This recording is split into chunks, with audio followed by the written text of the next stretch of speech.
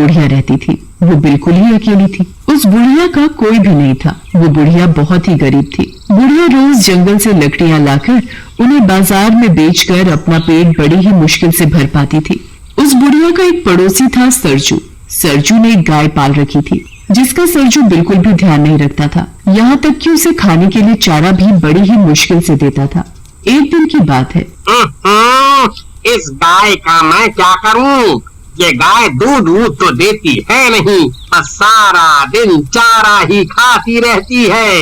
इस गाय को कोई खरीदेगा भी तो नहीं, जिसे बेचकर मैं दूसरी नई गाय खरीद लाऊं। सरजू गाय को खाने के लिए चारा तो देता नहीं था, उल्टा उसे मारता और रहता।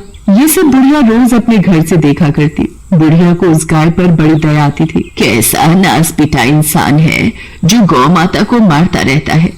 ऐसे आदमी को तो नरक में भी जगह नहीं मिलेगी। पाप लगेगा इसे, पाप। जब देखो बेचारी गाय को मारता ही रहता है। एक दिन की बात है। बुढ़िया सरजू के घर के आगे से जा रही थी, तभी उसे गाय के जोर जोर से चिल्लाने की आवाज आई, जिसे सुनकर वो रुक जाती है और वो सरजू के आंगन में झांक कर देखती है। लगता है गाय बहुत भूखी है, तभी इतने जोर जोर से शोर मचा रही है। ये सरजू खुद तो अपना पेट भर लेगा और घूमने निकल जाएगा, लेकिन बेचारी बेजुबान गाय के ऊपर इसे जरा भी दया नहीं आती। फिर बुढ़िया कहीं से गाय के लिए चारा लेकर आती है और सरजू के आंगन में जाकर गाय को चारा खिलाने लगती है और उसके सिर पर बड़े प्यार से हाथ फेरती है। चारा खाकर गाय का शोर मचाना बंद हो जाता है। गौ माता, तुझे भूख लगी थी ना? चारा खिलाकर बुढ़िया जैसे ही जाने लगती है तो गौ माता बुढ़िया की साड़ी मुंह में दबा लेती है। गौ माता, अब मुझे जाना होगा। अगर सरजू ने मुझे तेरे साथ देख लिया ना तो सोचेगा मैं गाय चुराने आई हूँ। इससे पहले कि सरजू आए मैं यहाँ से चली जाती हूँ। बुढ़िया को ना चाहते हुए भी वहाँ से जाना पड़ता है और फिर जैसे ही रात होती है, बुढ़िया बेचारी गाय के बारे में सोच सोच कर बड़ी परेशान हो रही थी। फिर पता नहीं कब उस बुढ़िया को नींद आ जाती है और अगली सुबह फिर जैसे ही सुबह होती है, बुढ़िया सीधे सरजू के पास जाती है और उससे कहती है, क्या तू मुझे अपनी गाय बेचेगा? सरजू गाय के बेचने की बात सुनकर अंदर ही अंदर खुश होने लगता है। आज तो लगता है भगवान ने मेरी सुन ली। क्या हुआ सरजू, तू किस सोच में पड़ गया? बता, तू मुझे अपनी गाय बेचेगा? हाँ माँ, क्यों नहीं। तो ठीक है, ये ले अपने पैसे और गाय मुझे दे।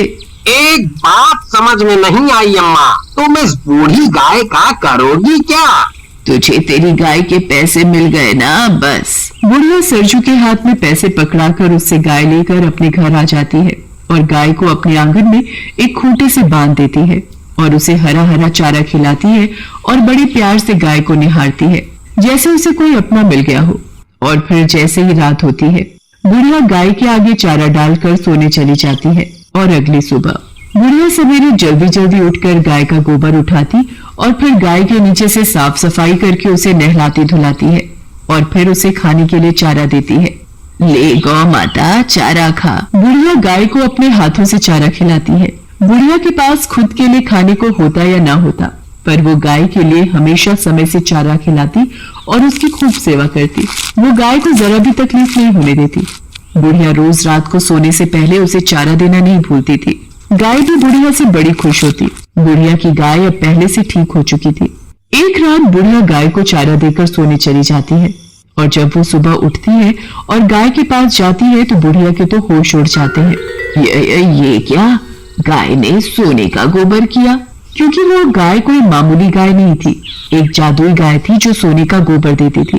फिर वो बुढ़िया चुपचाप गाय के नीचे से सारा सोने का गोबर उठाकर अपने कमरे में ले जाती है। अरे वाह, गौ माता ने मुझे सोने का गोबर दिया, इससे तो मैं गौ माता के लिए और भी चारा खरीद सकूंगी। फिर वो बुढ़िया सोने का गोबर बाजार में बेचकर गाय के लिए एक सुंदर घंटी खरीदती है और अपने और गाय के लिए बहुत सारा खाना खरीदती है। फिर बुढ़िया अपनी गाय को भी बढ़िया चारा खिलाती और खुद भी पेट भर खाना खाती है। भगवान तेरा बहुत बहुत धन्यवाद इस लाचार बेसहारा बुढ़िया की मदद करने के लिए। फिर जैसे ही शाम होती है, बुढ़िया हमेशा की तरह गाय को चारा देकर सोने चली जाती है और जैसे ही सुबह होती है, बुढ़िया जल्दी उठकर गाय के पास जाती है तो देखती है, अरे ये क्या, गौ माता सोने का गोबर दे रही है। मैं इसे टोकरी में भर लेती हूँ और जल्दी से अंदर कमरे में ले जाती हूँ। फिर बुढ़िया गाय के नीचे से सारा सोने का गोबर एक टोकरे में भर कर कमरे में ले जाती है। ये गौ माता तो मेरे लिए वरदान है, वरदान। मैं इसे कल सुबह ही बाजार में बेच आऊंगी। फिर वो बुढ़िया उस गोबर को बाजार में ले जाकर बेच आती है और उन पैसों से अपने लिए बढ़िया सा घर और अपनी सुख सुविधाओं का सामान खरीदती है। अब बुढ़िया को किसी चीज की कोई कमी नहीं थी। अब बुढ़िया धीरे धीरे बहुत अमीर हो गई थी। अब तो बुढ़िया एक बहुत ही बड़े आलीशान घर में रहने लगी थी। उसके पास नौकर चाकर की कोई कमी नहीं थी। बुढ़िया ऐशो आराम की जिंदगी जी रही थी। बुढ़िया को अमीर होता देख सरजू सोच में पड़ जाता है। समझ में नहीं आता, ये बुढ़िया इतनी जल्दी अमीर कैसे बन गई, जैसे इसके हाथ कोई बहुत बड़ा खजाना लग गया हो। पता तो लगाना पड़ेगा, आखिर ये बुढ़िया इतनी जल्दी अमीर कैसे बन गई। फिर सरजू पता लगाने के लिए बुढ़िया के आंगन में पेड़ के पीछे छिपकर रात होने का इंतजार करने लगता है। फिर जैसे ही सुबह होने वाली होती है तो सरजू देखता है कि गाय सोने का गोबर दे रही है। ये देख सरजू की आंखें फटी की फटी रह जाती हैं। अरे दादा, रे दादा, ये गाय तो सोने का गोबर दे रही है। अच्छा, तो अब समझ आया ये बुढ़िया इतनी जल्दी अमीर कैसे बन गई। गाय को सोने का गोबर देते देख सरजू सोचने लगता है। इस बुढ़िया के उठने से पहले मैं गाय के नीचे से सारे का सारा सोने का गोबर उठाकर घर ले जाता हूँ, बुढ़िया को पता ही नहीं चलेगा।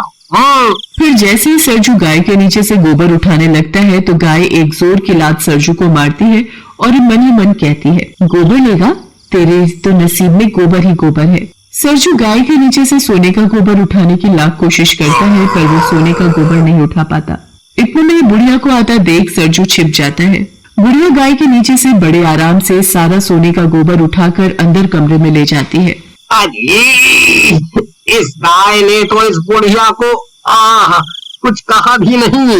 अगर मैं इस गाय का सोने का गोबर नहीं ले सकता तो इस बुढ़िया को भी नहीं लेने दूंगा। और अगले दिन जैसे ही सुबह होती है सरजू सरपंच के पास पहुंच जाता है और बुढ़िया के पास सोने का गोबर देने वाली गाय है के बारे में सरपंच को बताता है। क्या गाय सोने का गोबर देती है? ऐसा कैसे हो सकता है? सरपंच जी, मेरी बात का यकीन करो, मैंने खुद अपनी आंखों से गाय को सोने का गोबर देते हुए देखा है। सोने का गोबर देने वाली गाय के बारे में सुनकर अब तो सरपंच के मन में भी लालच आ जाता है और वो बुढ़िया से गाय लेने के बारे में सोचने लगता है। अगर ऐसी बात है तो मैं तुम्हें माला माल कर दूंगा। तुम मुझे अभी के अभी उस बुढ़िया के पास ले चलो। बूढ़ी अम्मा, मुझे तुम्हारी गाय खरीदनी है। ये सुनकर तो बुढ़िया के पैरों से जमीन खिसक जाती है, पर मुझे अपनी गाय नहीं बेचनी। सरपंच बुढ़िया के हाथ में बहुत सारे पैसों की थैली पकड़ाकर उससे जबरदस्ती गाय खरीदकर अपने घर ले जाता है और उसे अपने कमरे में बांध देता है। ये देख सरपंच की पत्नी सरपंच से पूछती है, मुझे एक बात समझ नहीं